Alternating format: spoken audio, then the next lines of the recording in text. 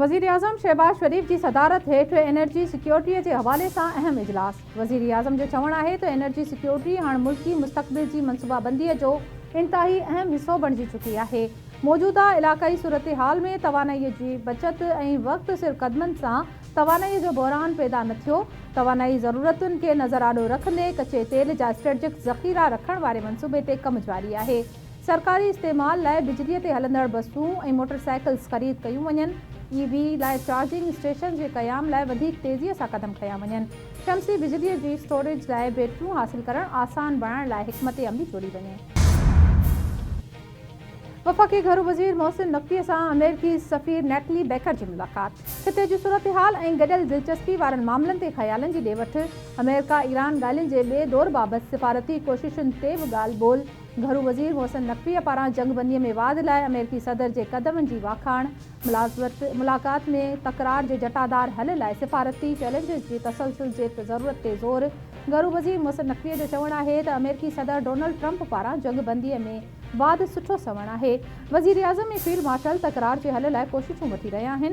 उम्मीद है तो धुरियूं सिफारती और पुरअमन हल के मौक़ो ॾींदियूं। नेटली बेकर खिते में अमन और तकरार के हल लाइ पाकिस्तान के किरदार की वाखाण कई। कराची में क्लिफ्टन थाने की हद में रिटायर्ड SP के पुट की फायरिंग। सरकारी ऑफिसर ज़ख्मी शहमीर लाशारी के भा शाहज़ेब की फरियाद ते आगा शहीर खिलाफ केस दाख़िल। FIR में कत्ल के इरादे और ज़ख्मी करण जा कलम शामिल किया वया। पुलिस मूजिब फायरिंग में रिटायर्ड SP आगा असगर जो पुट आगा शहीर मुलविस है। आगा शहीर गाड़ियों टकराइजण ते FBR इंस्पेक्टर शहमीर ते फायरिंग कई।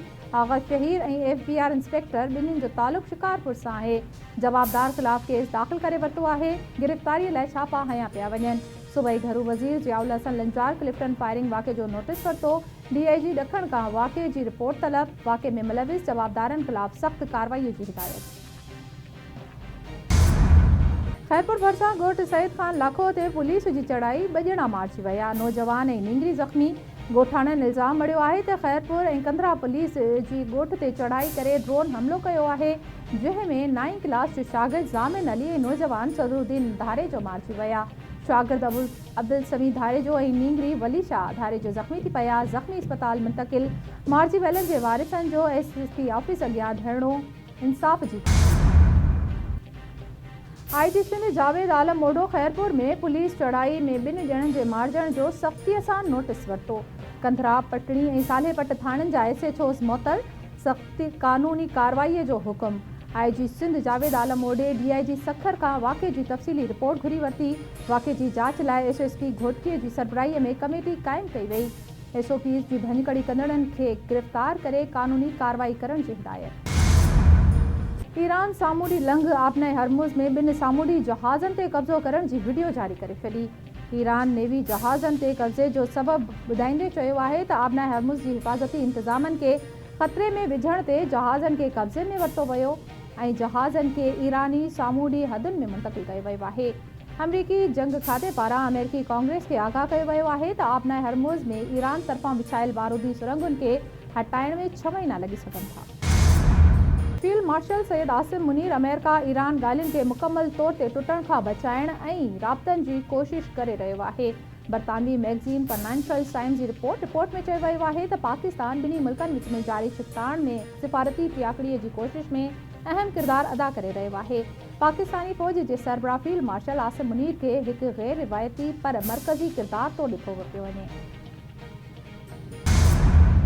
अमरीकी सदर डोनाल्ड ट्रंप ईरान से जंगबंदी लाइ का भी डेडलाइन नाहे ॾिनी। व्हाइट हाउस की तर्जुमान कैरोलिन लिविट जंगबंदी लाइ 3 खां 5 ॾींहनि की डेडलाइन बाबत ख़बरुनि के रद्द करे छॾियो।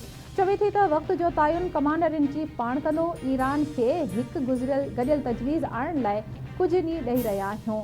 उन्हनि ॾींहनि दौरान आर्जी जंगबंदी बरक़रार रहंदी। वाइदनि की भञकड़ी नाकाबंदी और धमकियों हकीकी ॻाल्हियुनि में रंडक आहिनि। दुनिया दुश्मन के बयानबाज़ी दावाउनि ऐं अमल में तज़ाद ॾिसे पई। ईरानी सदर मसूद पुज़िशकियान जो बयान चयाईं तो ईरान ॻाल्हियुनि ऐं मुआहिदे की आजियां कई है ऐं कंदो रहंदो। सामूंडी लंघ आबनाए हरमुज़ में अदम इस्तेहकाम जो कारण अमेरिकी और इसराइली जारियत है। ईरान आलमी कानून तहत पंहिंजी सलामती और मफ़ादन लाइ कदम खणी रहियो है। उन्हनि कदमनि के नतीजे की ज़िम्मेवारी जारहाना क़ुव्वत ते लागू थिए थी। ईरानी पढ़ी वज़ीर अब्बास अराग़ची जूं ॾखिण कोरिया जे ख़ासि नुमाइंदे सां मुलाक़ात दौरान ॻाल्हियूं। पाकिस्तान टियाकड़ तौरु कमु करे रहियो आहे। ईरान सां ॻाल्हियुनि जो ॿियो दौरु जुमे ताईं थी सघे थो। ईरान तरफ़ां तजवीज़ुनि अचण ताईं जंगबंदीअ में वाध कई हुई। अमेरिकी सदर डोनाल्ड ट्रंप जूं न्यूयॉर्क पोस्ट सां ॻाल्हियूं। चवे थो त अमेरिकी फ़ौज खे नाकाबंदी जारी रखण ऐं हर मुमकिन सूरत-हाल खे मुंहुं ॾियण जी हिदायत कई वई आहे। इस्लामाबाद जे रेड ज़ोन में वाक़िअ समूरियुनि वज़ारतुनि, डिवीज़ननि ऐं ॿियनि वफ़ाक़ी इदारनि जा मुलाज़िम अॼु बि वर्क फ्रॉम होम कंदा। वफ़ाक़ी आइनी अदालत ऐं इस्लामाबाद हाई कोर्ट अॼु बि बंदि।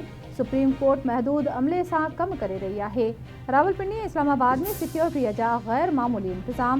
रेड ज़ोन हर क़िस्म जी ट्रैफ़िक लाइ बदस्तूर बंदि।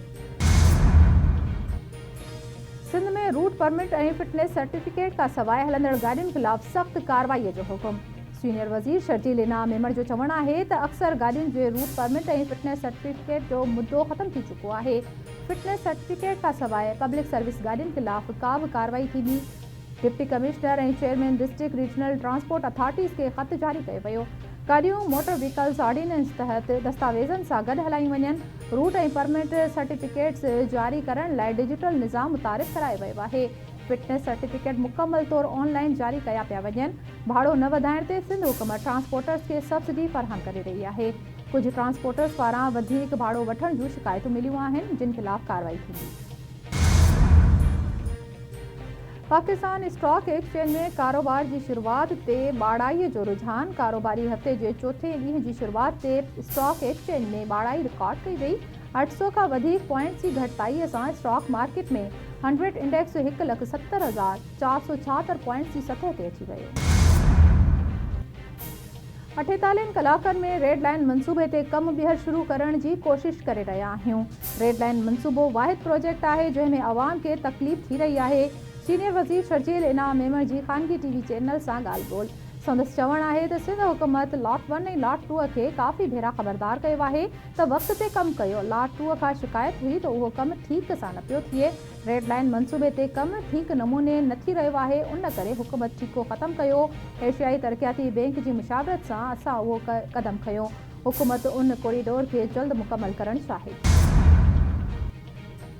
हाला में पुराणी दुश्मनीअ तां 2 ॼणा क़तल। माछी बिरादरीअ जी 2 धुरियुनि में हलंदड़ पुराणे तकरार तां 2 ॼणा क़तल थी विया। जवाबदारनि गोलियूं ऐं कुहाड़ियूं हणी अली गुल ऐं नियाज़ अली माछीअ खे क़तल कयो। वाक़े जो इतला मिलण ते पुलिस पहुची वई। जवाबदार फायरिंग कंदा फरार थी विया। मक़तूलनि जा लाश अस्पताल मुंतक़िल।